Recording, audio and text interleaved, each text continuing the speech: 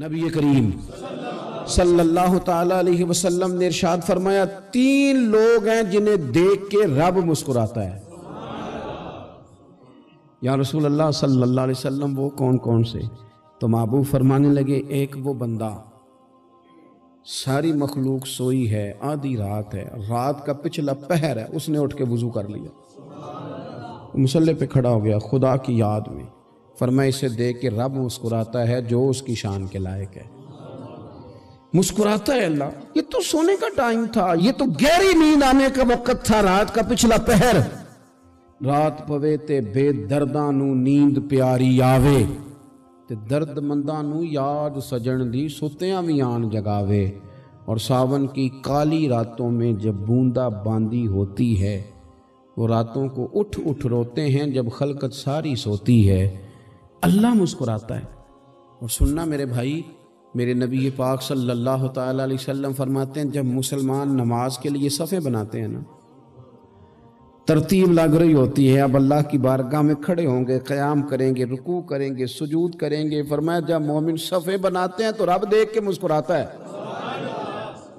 مسکراتا ہے۔ کمال ہو گئے عروج بندگی کا، جب بندے کو دیکھ کے رب مسکرائے، خدا بندے سے خود پوچھے بتا تیری رضا کیا ہے، مسکراتا ہے۔ اور میرے نبی پاک علیہ السلام فرماتے ہیں جب مجاہد جہاد کے لیے صفیں سیدھی کرتے ہیں، آج تو یہ رب کے نام پہ مرنے ہی آ گئے، یہ صفوں میں کھڑے ہوں گے، ترتیب سے لڑیں گے، ترتیب سے گلا کاٹیں گے کافروں کا یا شہادت لیں گے۔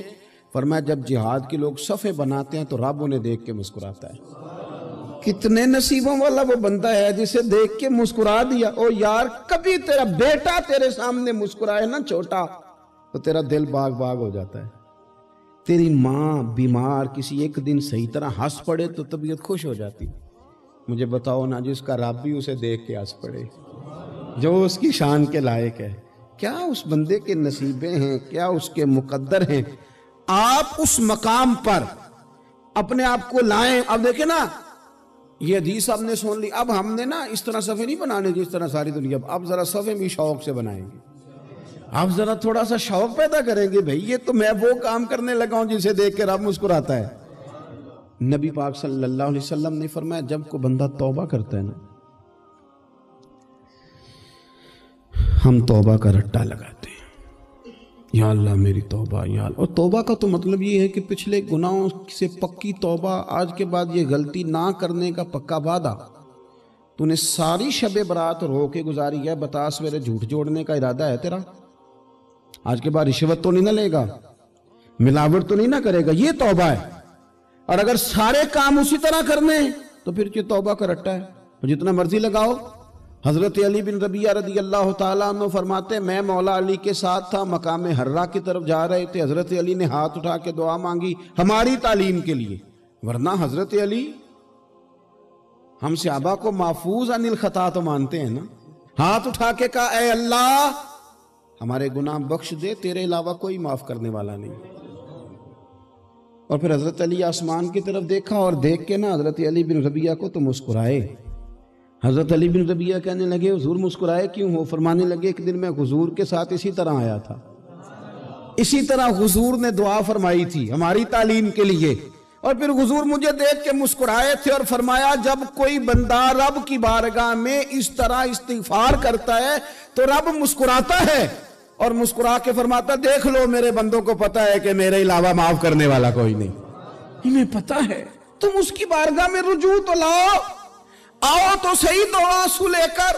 اقبال کہتے ہیں کہ موتی سمجھ کے شان کریمی نے چن لیا، قطرے دو گرے میرے ار کے انفعال کے، دو میں نے آنسو بہائے تھے تو اس کے کرم نے تو موتی سمجھ کے چن لیا۔ سنو نا حضور اس استغفار کو، اللہ کو یار رات کو توبہ کر کے سونا چاہیے ہمیں۔ کچھ غلطیاں ہم کرنا نہیں چاہتے پر ہم سے ہو جاتی ہیں، کچھ دل ہم توڑنا نہیں چاہتے پر وہ ٹوٹ جاتے ہیں، ہماری مجبوری ہوتی ہے ٹوٹ جاتے ہیں۔ رات کو اس کی بارگاہ میں ہاتھ باندھ کے کشکول طلب دراز کر کے خوب استغفار پڑھنا چاہیے کہ مالک بندے ہیں نا کیا کریں، نفس کا ساتھ ہے، دنیا کا ساتھ ہے، خواہشات نفسانیہ، مالک معاف کر دے۔ درد سے توبہ، رسم نہ ہو، کہانی نہ ہو، لفظ نہ ہو، جملے نہ ہو، اور جناب ایسے لوگوں کے بیچ بڑے ہاتھ باندھ کے اور بڑا کوئی ضرورت نہیں، آپ اکیلے اپنی چارپائی پہ بستر کے اندر منہ دے کے بھی درد سے کہیں گے نا معاف کر دے تو وہ تو مہربانی بڑا ہے۔ میرے نبی پاک صلی اللہ علیہ وسلم مثال دیتے ہیں، فرمایا ایک آدمی صحرا میں جا رہا، صحابہ سے حضور خطاب کر رہے ہیں، فرمایا ایک آدمی صحرا میں جا رہا تھا، اس نے اپنی اونٹنی پہ کھانا پانی پیسے ہر چیز رکھی ہوئی تھی، صحرا تھا بہت بڑا، درمیان صحرا کے گیا تو تھوڑا سا سستانے کے لیے آرام کرنے کے لیے اونٹنی سے نیچے اترا، اب اس نے اونٹنی کی لگام اونٹنی کی نکیل اپنے سرہانے کے نیچے رکھی، ہاتھ کے ساتھ پکڑی اور سو گیا۔ تھوڑی ہی دیر کے بعد جب اس کی آنکھ کھلی تو دیکھا اونٹنی غائب ہے۔ صحرا میں وہ پیدل نہ آگے جا سکتا ہے نہ پیچھے جا سکتا ہے، نہ دائیں نہ بائیں، کھانے کو روٹی نہیں، پینے کو پانی کا قطرہ نہیں، تھوڑا ادھر بھاگا ادھر بھاگا، تھک گیا۔ کریم محبوب فرماتے ہیں وہ پوری طرح نڈھال ہو گیا اور مایوس ہو گیا، معاذ اللہ، مایوس ہو کے دوبارہ اسی جگہ آ کے لیٹ گیا جہاں پہلے لیٹا تھا، انتظار کرنے لگا کہ اب موت ہی آئے گی، آخری وقت ہے، اب نہ میں پیدل یہ صحرا کراس کر سکتا ہوں، نہ پیچھے جا سکتا ہوں، نہ کھانا ہے نہ پانی ہے، سوائے موت کے کوئی سہارا نہیں۔ حضور فرماتے ہیں وہ رستے میں دوبارہ لیٹ گیا، اچانک اس نے رخ بدلا تو اونٹنی سامنے کھڑی تھی۔ حضور نے صحابہ سے پوچھا بتاؤ نا اسے بھلا کتنی کو خوشی ہوگی؟ یا رسول اللہ جسے نئی زندگی مل گئی ہے۔ آپ دیکھیں نا سارے ڈاکٹروں نے کہہ دیا کہ اس کے تو گردے معدہ جگر ہر چیز ختم ہے، گھر لے جاؤ خدمت کرو، ہر طرف پریشانی ہے۔ وہ بندہ بھی سمجھ گیا ہے کہ آخری وقت آ گیا، کل جاؤں پرسوں جاؤں، تیاری ہو گئی، سب لوگ آ گئے، باہر والے بھی آ گئے، یہ ماحول ایک عجیب رنگ اختیار کر گیا۔ اچانک ایک ڈاکٹر نے آ کے کہا نہیں غلطی لگ گئی تھی۔ مجھے بتائیے انداز کیا ہوتا ہے؟ بغیر دوائی کے بندہ اٹھ کے کھڑا نہیں ہو جاتا، میں تو بچ گیا ہوں۔ نبی پاک صلی اللہ علیہ وسلم فرمانے لگے اس کی اونٹنی مل گئی، بتاؤ بھلا اسے کتنی خوشی ہوگی؟ یا رسول اللہ وہ تو دوبارہ دنیا میں آ گیا۔ حضور فرمانے لگے اسے کچھ بھی خوشی نہیں ہوئی۔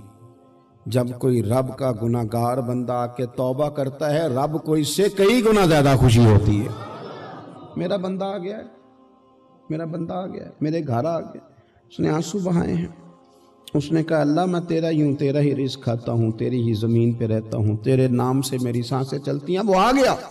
فرمایا اس اونٹنی والے سے زیادہ رب کو خوشی ہوتی ہے جب گناہگار آ کے توبہ کرتے۔ گناہگاروں کے آنسو اس کی بارگاہ میں بڑے مقبول ہیں، لیکن ہم رسم ادا کرتے ہیں، توبہ نہیں کرتے۔ ہم اپنے آپ کے ساتھ دھوکہ کرتے ہیں، جھوٹ بولتے ہیں۔ ہم بندہ کوئی ناراض ہو جائے تو ہمیں کو نہیں نیند آتی، اس کے گھر چلے جاتے ہیں۔ ہم اپنے سارے رشتوں کو تعلقات کو مینٹین کر کے رکھنے کے عادی ہیں۔ ہمیں پتہ ہے کہ وہاں میں نہیں جا سکا تو بیٹا بھیجتا ہوں، فلاں شادی پہ میں نہیں جا سکا تو بھتیجا بھیجتا ہوں، بھائی بھیجتا ہوں، ہر تعلق کا ہم نے خیال رکھا کوئی روٹھ نہ جائے۔ لیکن کمال ہے نا، یہ نہیں سوچا کہ اگر رب روٹھ گیا تو جب وہ روٹھ جائے نا تو سارے رشتے بھی بندے کے پاس موجود ہوں تو کوئی کرامت نہیں ہوتا، پھر کروڑوں روپیہ جیب میں ہوں تو ڈاکٹروں کی دوائیاں اثر نہیں کرتی۔ وہ روٹھ جائے تو پھر انسان اس طرح سے پھسلتا ہے کہ بڑے بڑے اس کے پاس دروازے ہوتے ہیں پر کسی جگہ اس کا ہاتھ نہیں لگتا۔ خدا را سنو، نبی پاک صلی اللہ علیہ وسلم کے پاس مہمان آ گیا، بخاری مسلم ہے، حضور نے ازواج مطہرات کے گھروں میں پیغام بھیجا کچھ چیز ہے ضیافت کے لیے؟ یا رسول اللہ کچھ بھی نہیں، یہ دو جہاں کے شاہ ہیں اور پاس کچھ رکھتے نہیں، دو جہاں کی نعمتیں ہیں ان کے خالی ہاتھ میں۔ یا رسول اللہ کوئی چیز بھی نہیں۔ حضور نے صحابہ کے مجمع پہ نظر ڈالی، یا رسول اللہ صلی اللہ علیہ وسلم حکم ہو، تو حضور فرمانے لگے تم میں سے کوئی بندہ ہے جو اسے گھر لے جائے روٹی کھلائے؟ ایک صحابی اٹھے فوراً، حضور میں لے کے جاتا ہوں کھانا کھلاتا ہوں۔ فرماتے ہیں میرے گھر میں صرف بچوں کا کھانا تھا، یہ نہیں کہ فریزر بھرا ہوا ہے نعمتوں سے، صرف بچوں کا کھانا، یہ نہیں کہ کسی کو دیکھ کے اپنی ہنڈیا پہ برتن دے لیا، صرف بچوں کا کھانا۔ کہتے ہیں گھر گیا، بیوی سے کہا کیا کیفیت ہے؟ کہنے لگی بچوں کی روٹی ہے۔ میں نے کہا بچے سلا دے، صبح ناشتہ کر لیں گے۔ تو کہنے لگی آپ کیا کھائیں گے؟ تو میں نے کہا نہ میں کھاؤں گا نہ تو کھائے گی، مہمان جو نبی پاک کا ہے کہا اچھا اب ذرا تجویز دیکھو میاں بیوی کی سوجھی آپس میں. کہتے ہیں کھانا لگا دینا کیونکہ ایک آدھ بندے کا کھانا ہے. اپنی غربتوں کا ہر جگہ اظہار کرنا, رونا رونا. یہ دیکھو غربت کیسے چھپائی جا رہی. اس کو کہا نہیں کہ چل تو تھوڑا رحم کھا, تو آیا ہے تو تھوڑا رحم کھا, یہ نہیں کہا. کہا اٹھ کے نا تو کھانا رکھنا اور اٹھ کے نا چراغ ٹھیک کرنے کے بہانے بجھا دینا. ہم دنیا والوں کے سامنے کیوں اپنے دکھ بیان کریں؟ ہم جو کہیں گے رب رسول کی بارگاہ میں کہیں گے. تو نا چراغ ٹھیک کرنے کے بہانے. اہلیہ اٹھی, کھانا دینے کے بعد چراغ ٹھیک کرنے کے بہانے بجھا دیا. خامد بھی ہاتھ چلاتے رہے, بیوی کبھی برتن رکھتی کبھی اٹھاتی, پتہ چلے کہ کھانا کھا رہے ہیں. کھانا کھایا جا رہا ہے. کہتے ہیں مہمان پیٹ بھر کے کھانا کھا گیا. یہ کام ہوا رات کے اندھیرے میں. اس وقت ہوا جب چراغ بھی بند تھا. اس وقت ہوا جب کوئی دیکھنے والا نہیں تھا, کسی پڑوسی کو بھی خبر نہیں تھی. فرماتے ہیں صبح کے اجالے میں اس مہمان کو لے کے مسجد نبوی میں نے قدم رکھا تو نبی کریم نے فرمایا رات جو تم نے کام کیا ہے نا اسے دیکھ کے میرا رب بڑا مسکرایا ہے. اللہ بڑا مسکرایا ہے. اللہ تر دامنی پہ شیخ ہماری نہ جائیے, ہم دامن نہ چھوڑ دیں تو فرشتے وضو کریں. یہ شان ہے صحابہ کی. نبی کریم علیہ السلام نے فرمایا رب رات مسکرایا تیرا یہ انداز دیکھ کے, اور اس نے قرآن نازل کیا وَيُبْصِرُونَ عَلَىٰ أَنفُسِهِمْ وَلَوْ كَانَ بِهِمْ خَصَاصَةٌ. کچھ لوگ وہ ہیں جنہیں بڑی بھی ضرورت ہو تو دوسروں پر اثار کر دیتے ہیں.